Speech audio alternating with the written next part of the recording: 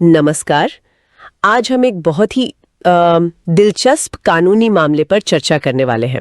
ये मामला शायद कई लोगों के मन में एक सवाल या शायद एक डर भी पैदा करता हो। हाँ, सवाल ये है कि अगर किसी के बैंक खाते से मान लीजिए जाली दस्तखत वाले चेकों से पैसे निकल जाएं, लाखों रुपए, तो भाई नुकसान कौन उठाएगा, ग्राहक या फिर बैंक? बिल्कुल, और हमारे पास इसी से जुड़ा एक केस है, कोझिकोड की मीनार टेक्सटाइल इंडस्ट्रीज बनाम बैंक ऑफ बड़ौदा। पहले ये विजया बैंक हुआ करता था। अच्छा, मीनार टेक्सटाइल्स। हाँ, इस केस में हुआ ये कि उनके खाते से जारी हुए 47 चेकों में से 32 पर किसी ने जाली दस्तखत कर दिए। 32 चेक, और रकम भी कोई छोटी मोटी नहीं, करीब 57 लाख रुपए। और ये चेक किसी तीसरे पक्ष ने, थर्ड पार्टी ने भुनाए थे। बाप रे, 57 लाख! तो ये बहुत बड़ा सवाल खड़ा करता है कि आखिर जिम्मेदारी किसकी है। हाँ, तो आज की हमारी इस चर्चा का मकसद यही गुत्थी सुलझाना है, जो भी हमें जानकारी मिली है उसके आधार पर। बिल्कुल, चलिए शुरू करते हैं। तो ये मामला अदालत तक गया, जाहिर है। शुरुआत कहाँ से हुई? निचली अदालत से? हाँ, सबसे पहले ट्रायल कोर्ट में गया मामला, और जनवरी 2015 में उन्होंने मीनार टेक्सटाइल का मुकदमा खारिज कर दिया। खारिज कर दिया? क्यों? कोर्ट का मानना था कि भाई धोखाधड़ी हुई है या बैंक की कोई लापरवाही है, ये बात ठीक से साबित नहीं हो पाई। ये तो अजीब है। मतलब पैसे तो निकल गए थे। हाँ, लेकिन मामला यहीं रुका नहीं। मीनार टेक्सटाइल्स हाई कोर्ट गए। अच्छा, और हाई कोर्ट का क्या रुख रहा? हाई कोर्ट में तस्वीर बिल्कुल पलट गई। जून 2025 में हाई कोर्ट ने निचली अदालत का फैसला रद्द कर दिया। पलट दिया? तो हाई कोर्ट ने क्या माना? हाई कोर्ट का नजरिया एकदम साफ था। उन्होंने माना कि ये जो जाली चेक पास हुए, इसमें बैंक की लापरवाही थी। अच्छा, ये तो बहुत बड़ा मोड़ था केस में। पर सवाल ये है कि हाई कोर्ट इस नतीजे पर कैसे पहुंचा? मतलब लापरवाही साबित कैसे हुई? देखिए, यहीं पर केस इंटरेस्टिंग हो जाता है। लापरवाही का सबसे पुख्ता सबूत मिला बैंक की अपनी इंटरनल जांच रिपोर्ट से। बैंक की अपनी रिपोर्ट से? हाँ, उनकी जो आंतरिक जांच हुई, उन रिपोर्ट्स में साफ साफ लिखा था कि जिन 32 चेकों से पैसे निकाले गए, उन पर जो दस्तखत थे वो ग्राहक के स्पेसिमेन सिग्नेचर यानी नमूना दस्तखतों से मेल नहीं खाते थे। अरे, ये तो मतलब सीधे सीधे लापरवाही हुई ना।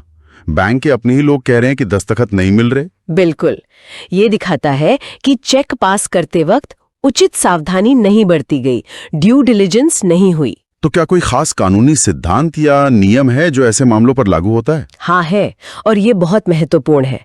इसे कहते हैं मैंडेट रूल। Mandate rule? ये क्या है? देखिए, सुप्रीम कोर्ट ने 1987 में एक केस था, कैनरा बैंक बनाम कैनरा सेल्स कॉर्पोरेशन। हाँ। उसमें इसे बहुत स्पष्ट किया था। नियम ये कहता है कि बैंक का कर्तव्य है कि वो केवल ग्राहक के असली वास्तविक दस्तखत वाले चेक का ही भुगतान करे। ये बैंक का मैंडेट है। अच्छा। अगर बैंक किसी जाली दस्तखत वाले चेक का भुगतान कर देता है तो वो ग्राहक के मैंडेट के खिलाफ जाता है। हाँ। और ऐसे में नुकसान बैंक को ही उठाना पड़ेगा। यानी गलती बैंक की मानी जाएगी अगर दस्तखत जाली हैं तो। हाँ, सामान्य तौर पर। लेकिन इसके कुछ अपवाद भी हैं। अपवाद जैसे कि? 2 मुख्य स्थितियां हैं। पहली, अगर बैंक की साबित कर दे कि ये जो जालसाजी हुई ये ग्राहक की सहमति से हुई या कम से कम ग्राहक को इसकी जानकारी थी। मतलब ग्राहक की मिली भगत थी। हाँ, और दूसरी स्थिति है एस्टोपेल की।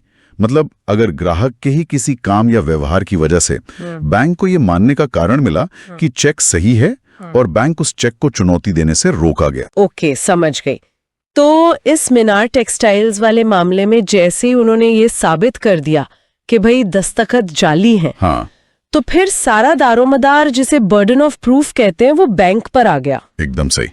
अब बैंक को यह साबित करना था कि या तो मीनार टेक्सटाइल्स को पता था या वो इसमें शामिल थे, या फिर उनकी किसी हरकत ने बैंक को गुमराह किया। और बैंक ये साबित कर पाया? नहीं, बैंक ये साबित करने में पूरी तरह से विफल रहा। अच्छा, और ग्राहक की भूमिका के बारे में क्या कहा गया? मतलब मीनार टेक्सटाइल्स ने क्या किया जब उन्हें पता चला? ये भी एक अहम पहलू था।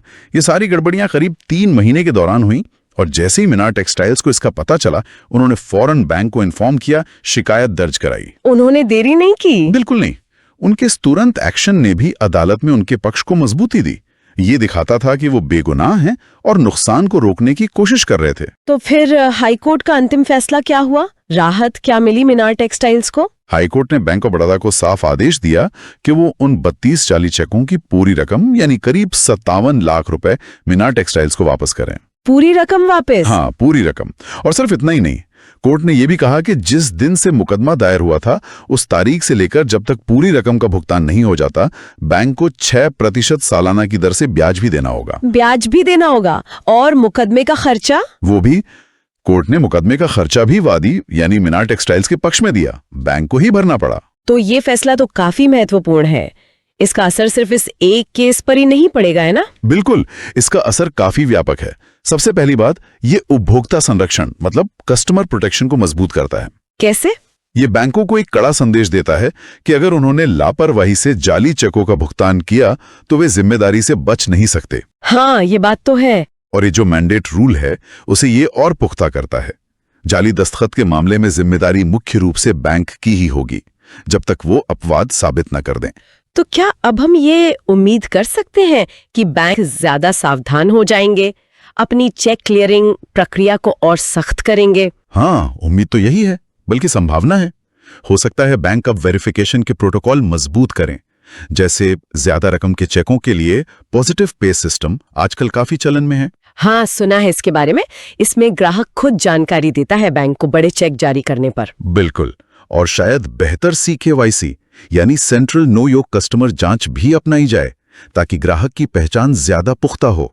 तो अगर हम संक्षेप में कहें तो आम बैंक ग्राहकों के लिए और खुद बैंकों के लिए इससे क्या सीख मिलती है? देखिए, ग्राहकों के लिए सबसे बड़ा सबक है सतर्कता। अपने बैंक अकाउंट्स, स्टेटमेंट्स नियमित रूप से चेक करते रहें। हाँ, ये तो बहुत जरूरी है। और जैसे ही कोई गड़बड़ दिखे, कोई अनाधिकृत लेन देन दिखे, फौरन बिना एक पल की देरी के बैंक को रिपोर्ट करें। ये केस दिखाता है कि अगर आप सही हैं और बैंक ने लापरवाही की है तो अदालतें आपके हितों की रक्षा करेंगी। और बैंकों के लिए? बैंकों के लिए सबक ये है कि वे अपनी जिम्मेदारी को समझें। वे ग्राहकों के पैसे के संरक्षक हैं, कस्टोडियन हैं। दस्तखत मिलान को हल्के में नहीं ले सकते। उन्हें CKYC वेरिफिकेशन और फ्रॉड डिटेक्शन सिस्टम यानी धोखाधड़ी पकड़ने वाली तकनीकों में निवेश करना ही होगा। लापरवाही की कोई गुंजाइश नहीं है। बिल्कुल। तो कुल मिलाकर ये मामला बैंकों को उनकी जिम्मेदारी याद दिलाता है और ग्राहकों को सतर्क रहने की अहमियत बताता है। हाँ, ये जिम्मेदारी और सतर्कता का संतुलन ही बैंकिंग सिस्टम को सुरक्षित रख सकता है। और जाते जाते एक विचार मन में आ रहा है। आज हम डिजिटल युग में जी रहे हैं, टेक्नोलॉजी इतनी आगे बढ़ चुकी है, तो क्या आज भी सिर्फ दस्तखत का मिलान धोखाधड़ी रोकने के लिए काफी है? ये एक बहुत बड़ा सवाल है। या फिर बैंकों को अब जरूरत है कि वो आर्टिफिशियल इंटेलिजेंस, बायोमेट्रिक्स या ऐसी ही दूसरी एडवांस तकनीकों को अपनाएं ताकि इस तरह की जालसाजी को शुरुआत में ही पकड़ा जा सके, रोका जा सके? क्या कहते हैं आप? ये सोचना लाजमी है। शायद भविष्य ऐसी दिशा में है जहां टेक्नोलॉजी और मानवीय जांच मिलकर ज्यादा सुरक्षा दे सकें, लेकिन ये आज का सवाल जरूर है।